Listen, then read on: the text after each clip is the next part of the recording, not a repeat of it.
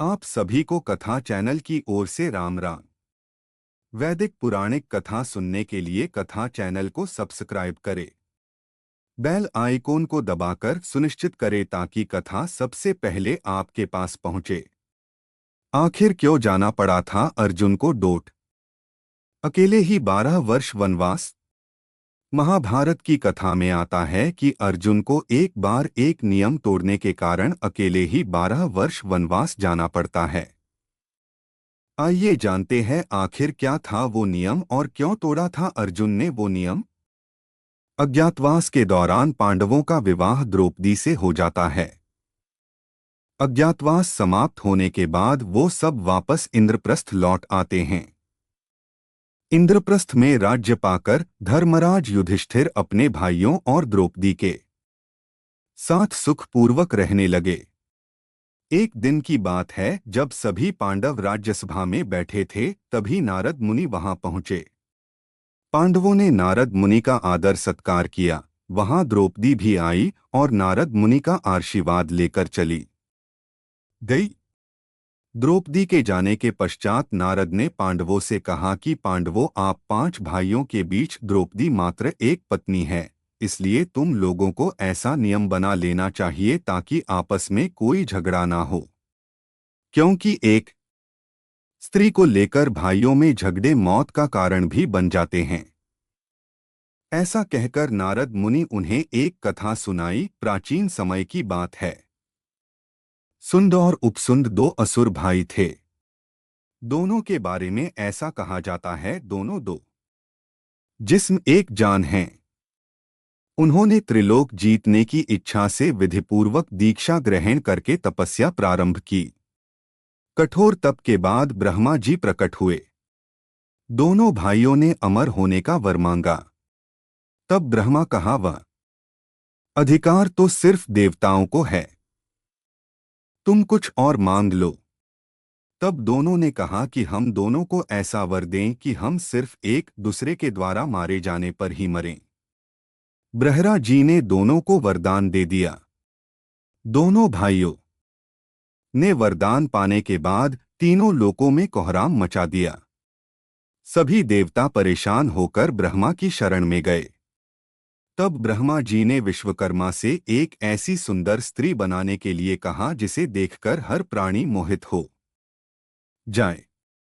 उसके बाद एक दिन दोनों भाई एक पर्वत पर आमोद प्रमोद कर रहे थे। तभी वहां तिलोत्मा, विश्वकर्मा की सुंदर रचना, कनेर के फूल तोड़े लगी। दोनों भाई उस पर मोहित हो गए। दोनों में उसके कारण युद्ध हुआ। सुंद और उपसुंद दोनों मारे गए। तब कहानी सुनाने के बाद नारद बोले, इसलिए मैं आप लोगों से यह बात कह रहा हूं।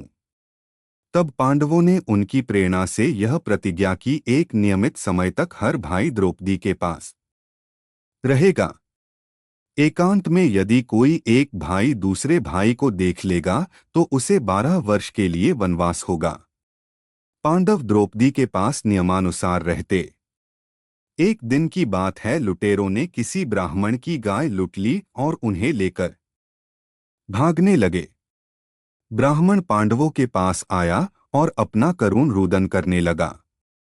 ब्राह्मण ने कहा कि पांडव, तुम्हारे राज्य में मेरी गाय छीन ली गई है।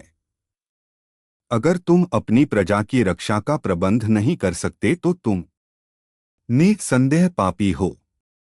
लेकिन पांडवों के सामने अड़चन यह थी कि जिस कमरे में राजा युधिष्ठिर द्रौपदी के साथ बैठे हुए थे, उसी कमरे में उनके अस्त्र शस्त्र थे। एक ओर कौटुंबिक नियम और दूसरी तरफ ब्राह्मण की करुण पुकार। तब अर्जुन ने प्रण किया कि मुझे इस ब्राह्मण की रक्षा करनी है, चाहे फिर मुझे इसका प्रायश्चित क्यों न करना पड़े।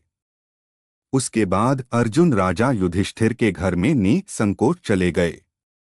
राजा से अनुमति लेकर धनुष उठाया और आकर ब्राह्मण से बोले, ब्राह्मण देवता, थोड़ी देर रुकिए, मैं अभी आपकी गायों को आपको लौटा देता हूं। अर्जुन ने बाणों की बौछार से लुटेरों को मारकर गाय ब्राह्मण को सौंप दी। उसके बाद अर्जुन ने आकर युधिष्ठिर से कहा, मैंने एकांत ग्रह में आकर अपनी प्रतिज्ञा तोड़ दी, इसलिए मुझे वनवास पर जाने की आज्ञा दें। युधिष्ठिर ने कहा, तुम मुझसे छोटे हो और छोटे भाई यदि अपनी स्त्री के साथ एकांत में बैठा हो तो बड़े भाई के द्वारा उनका एकांत भंग करना अपराध है। लेकिन जब छोटा भाई यदि बड़े भाई का एकांत भंग करे तो वह क्षमा का पात्र है। अर्जुन ने कहा, आप ही कहते हैं, धर्म पालन में बहानेबाजी नहीं करनी चाहिए।